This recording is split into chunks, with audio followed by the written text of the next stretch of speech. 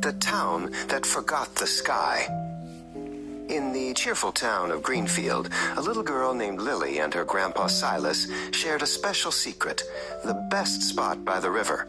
The water was so clear you could count the pebbles on the bottom, and the air was so fresh it smelled of sunshine and wildflowers. But as years went by, Greenfield began to change. Tall factories with smoky chimneys grew like gray trees, and the roads filled with noisy cars.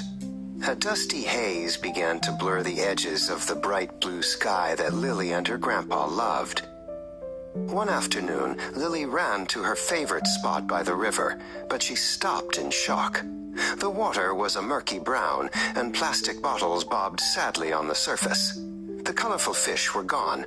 The river looked tired and sick.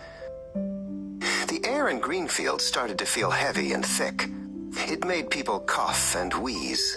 Lily noticed that the leaves on the trees in the park, once bright green, were now dull and coated with a layer of gray dust.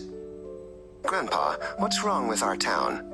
Lily asked, her eyes full of tears. Grandpa Silas hugged her close and showed her an old photograph.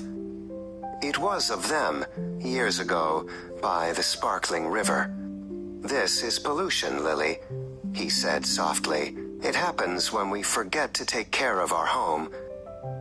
Lily knew she had to do something. She started by picking up the litter on her street. Then she asked her parents if they could walk to the market instead of taking the car. Every small action felt like a tiny seed of hope being planted. Her friends saw what she was doing and joined in. Soon, the children of Greenfield had an idea. They made colorful posters and went door to door, inviting everyone to a town cleanup day. "Let's help our town get better," the posters said. To their surprise, almost everyone showed up. Neighbors who had barely spoken before worked together, pulling old tires and bags of rubbish from the river.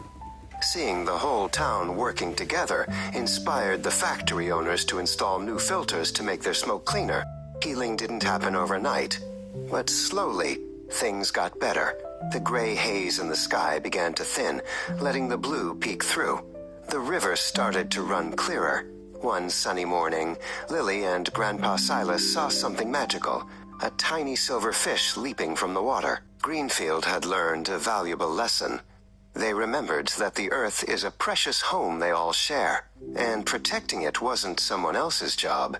It was a promise they all made, kept through small, thoughtful actions